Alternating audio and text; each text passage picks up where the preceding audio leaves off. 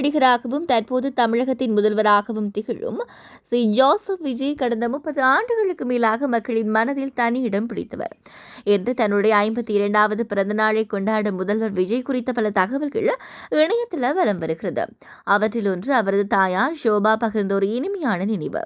முன்னாள் பின்னணி பாடகியான ஷோபா சமீபத்திய ஒரு நேர்காணலில் மகன் விஜய் பற்றிய பல அறியப்படாத விஷயங்களை பகிர்ந்திருந்தார். குறித்த பேட்டி தற்போது இணையத்தில் மீண்டும் ரசிகர்களால் பரவலாக பகிரப்பட்டு வருகிறது. குறிப்பாக விஜய் தன்னுடைய தாயாருக்கு வாங்கி கொடுத்த முதல் பரிசு பற்றிய தகவல் ரசிகர்களுடைய கவனத்தை ஈர்த்து வருகிறது. வசந்த வாசல் திரைப்படத்தில் நடித்துக் கொண்டிருந்த காலத்தில் நண்பர் சஞ்சீவுடன் சேர்ந்து ஒரு துணிக்கடைக்கு சென்ற விஜய் தாயாருக்கு ஒரு புடவை வாங்க முடிவு செய்தாராம். ஆனால் புடவை வாங்கும் அனுபவம் இல்லாததால அவர் தாயாரிடம் மிகவும் அப்பாவித்தனமான ஒரு கேள்வியை கேட்டிருக்கிறார். அம்மா, புடவைக்கு என்ன சைஸ்மா அப்படின்னு விஜய் கேட்டதாக ஷோபா சிரித்து கொண்டே நினைவு கூர்ந்திருக்கிறார்.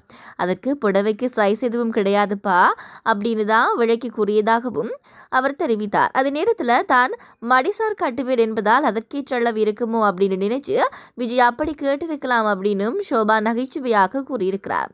விஜய்க்கு ஷாப்பிங் பிடிக்காது என்று சொல்லியும் 1996ஆம் ஆண்டு மகன் வாங்கி கொடுத்த அந்த சேலையை இன்று வரை பத்திரமாக பாதுகாத்து வைத்திருப்பதாகவும் அவர் தெரிவிச்சிருக்கிறார்.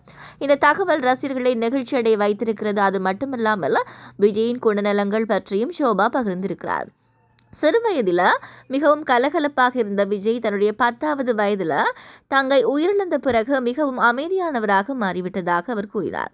அதேபோல் விஜய்க்கு ஷாப்பிங் செய்வதில் பெரிதாக விருப்பமில்லை அப்படின்னு சொல்லியும் வெளிநாட்டு பயணங்களின் போது குடும்பத்தினர் அனைவரும் ஷாப்பிங் சொல்லும் போது கூட அவர் ஹோட்டலிலே தங்கி ஓய்வெடுத்திருப்பதை விரும்புவார் அப்படின்னு சொல்லியும் ஷோபா தெரிவிச்சிருக்கிறார்.